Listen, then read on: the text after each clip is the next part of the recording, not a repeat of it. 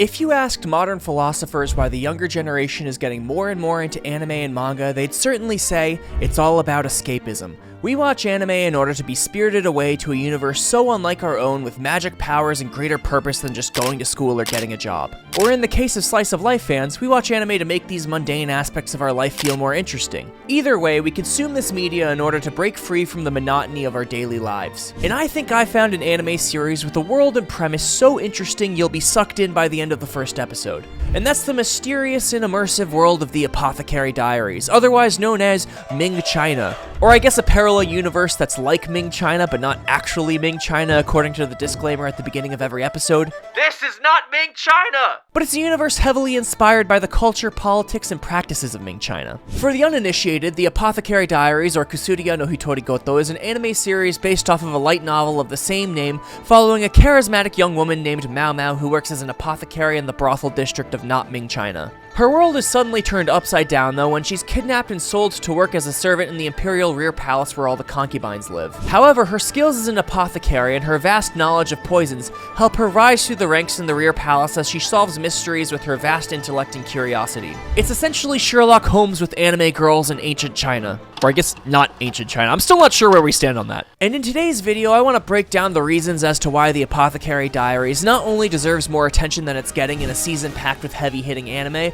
but also potentially stands above its incredibly hyped contemporaries. Dare I say, Apothecary Diaries might have even been my anime of the year in 2023. Now, over the past few months, we've been truly spoiled for choice when it comes to recent anime like Jujutsu Kaisen, Frieren, and Spy Family. And while the Apothecary Diaries isn't without its fans, it doesn't have the flashy fight scenes with fluid animation or a massively popular source material that a lot of these other series have. But what the Apothecary Diaries lacks in the traditional popular anime formula, it makes up for with a world filled with atmosphere, mystery, and interesting characters. Or I guess what I'm trying to say is, Apothecary Diaries absolutely passes the vibe check. Speaking of passing the vibe check, if you haven't already, remember to like this video and subscribe to my channel if you like weeb shit. I promise I'm going to start uploading more again, but think of this like a spirit bomb. I need all of your energy to get my lazy ass to actually get up and do shit. Okay, back to the video. Now, the first big thing I wanted to talk about in today's video is the cast of fantastic characters and their dynamics. It would be an understatement to say that the main character, Maomao, is one of the most charismatic characters in modern fiction. Between her insatiable curiosity to the point where she conducts dangerous experiments with poisons on herself, and her aversion to being touched or doted upon, she really does seem like a cat in human form. Which actually makes a decent amount of sense, seeing as the Chinese characters in the name Maomao literally translate to cat. But there's also so much depth to her character and implied lore, like how she's such a talented apothecary at her age, how amazing her deduction skills are, how beloved she is by the courtesans at the Verdigris house. She's even been shown to have a great deal of street smarts, like how she intentionally tries to make herself look unappealing in order to deter unwanted advances from frustrated men. Not only that, but she can also flip a switch and become a terrifying force to be reckoned with, like when she punished Lady Liu Ha's attendant for continuing to use the same makeup on her that poisoned her son. And I would be remiss not to mention how, much like Kumiko from Sound Euphonium, will absolutely be receiving a Maomao Noises compilation on YouTube once this anime finishes airing. But one of the best parts about Maomao in the Apothecary Diaries are her interactions with Lord Jinshi, a eunuch and high-ranking administrator of the rear palace. For an added bit of context, no men are allowed to work in the rear palace out of fear they might try to bang the emperor's concubines, so only women and eunuchs are allowed within the walls of the compound. And if anyone watching this video is wondering which part is cut off to make a eunuch in ancient China, I'll save you the Google search. It's both the dick and balls. Where's my dick at? Imagine telling the monkey paw you want to make a lot of money and be surrounded by hot chicks, and he's like, say no more, fam. Then you wake up looking like that scene in the Rella music video where Tyler the Creator's like, where'd my dick go?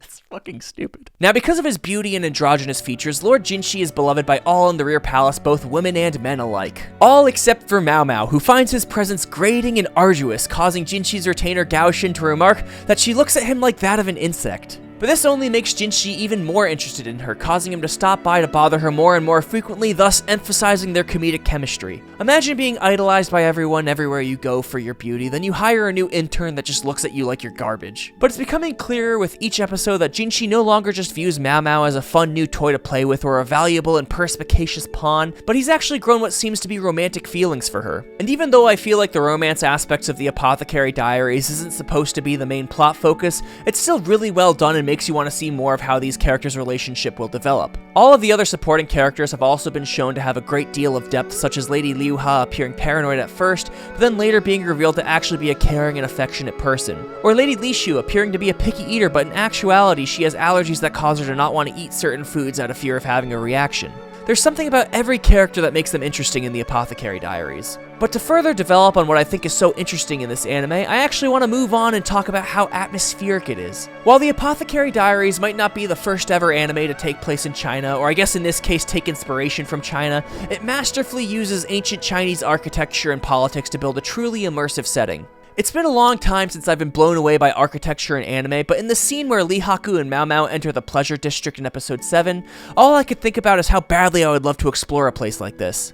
And no, I'm not just saying this because I want to visit all the expensive hoes at the Verdigris house. I can't even afford that shit anyway. The feeling I got looking at the beautiful architecture in the Apothecary Diaries reminds me of the first time I saw the bathhouse in Spirited Away. Or for a real-life example, the first time I saw a picture of Ginzan Onsen in Obanazawa, which partially inspired the design of the bathhouse in Spirited Away. It's honestly awe-inspiring how beautiful and fantastical this environment looks in the Apothecary Diaries, yet architecture like that really did exist and still exists today. Back in 2011, when I was but a wee lad, I had the pleasure of visiting the Longsheng rice terraces in southern China, and it was like walking through a door to a long-forgotten era. Watching the Apothecary Diaries every week feels like I'm once again walking through this door. Even though, once again, this is not China, this is a made-up parallel universe that's like China. Do not forget that! Aside from the architecture, though, the politics and societal influences of ancient China used are also incredibly interesting. Things that are commonplace in the Apothecary Diaries, like men getting their dicks cut off in order to be allowed near the Emperor's concubines, and young women being kidnapped and sold into servitude for a few years at the Rear Palace, seem so foreign to us watching this anime. But to the characters in this series, these things are viewed as, yup, business as usual. Like when Maomao returned home in episode 7 after having been kidnapped and working in the Rear Palace for months, her dad's just like, "Asa, dude. Dude, did you not think to file a missing persons report or put her face on a fucking milk carton or something? This guy makes Bondrewd look like Father of the Year." Also, the fact that Maomao was worried she'd be executed for lying about knowing how to read feels like a bit of a severe and overblown punishment, yet in the context of this story, that's completely normal. And that's just part of what makes this setting feel so unique and foreign. We have to forget everything we think we know about our society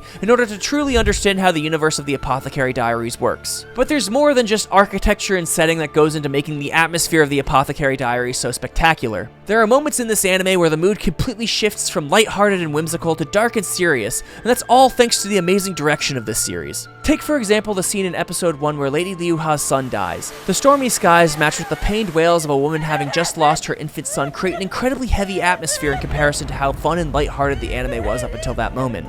I'm not sure what this is called in film, but it reminds me of a concept in the songwriting industry called prosody, where the lyrics of a song match perfectly with the mood set by the melody and chords of the music. In this case, the agony in Lady Liu Ha's voice are the lyrics, and the dark, stormy skies are the chords. Speaking of music, the soundtrack in this anime absolutely slaps. It's like Studio Ghibli meets traditional Chinese instruments. And the chord at the end of every Next Time on the Apothecary Diary sequence hits so hard. It's like a reminder that even though this series is a lot of fun, shit can go sideways in an instant. As Maomao puts it, her life is expendable in comparison to the concubines and higher-ranking officials.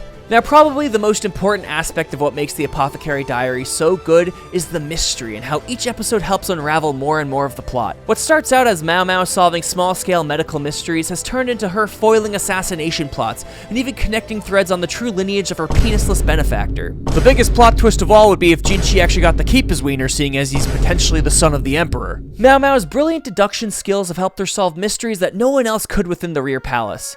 Like how she figured out that Lady Fuyo was just pretending to be crazy so she wouldn't have to bang the Emperor and could get sold off to her childhood best friend. Or how she deduced that Fen Ming was trying to assassinate Lady Li Shu because she was one of the only people that could have made the connection that Fen Ming had accidentally killed Lady Ah Do's baby by feeding him honey before his body was capable of consuming it safely. The way Maomao is able to make use of her medical knowledge and deductive skills to draw links between the most unsuspecting things really does remind me of Sherlock Holmes. She even has similar vices to Sherlock, except rather than smoking crack, she likes to consume poisons and let venomous snakes bite her. And as Maomao climbs in status, such as her transfer from the inner court to the outer court to be Jinchi's new assistant, the scale of the mystery also increases. Now there are more characters and positions of power pulling strings that add more layers to the plot. I can only assume from here on out in Core 2 of the anime, the mysteries will only get bigger, potentially even involving the Emperor himself, or upsetting the political balance by unearthing secrets involving higher ranking officials. So now as things are starting to ramp up up, I implore you, do not sleep on the Apothecary Diaries. And if you need any more convincing, then maybe I can sweeten the deal with a little best femboy Jinshi-sama. Diego, throw up as much fucking femboy Jinshi-sama as possible, please. If it helps, I can come inside.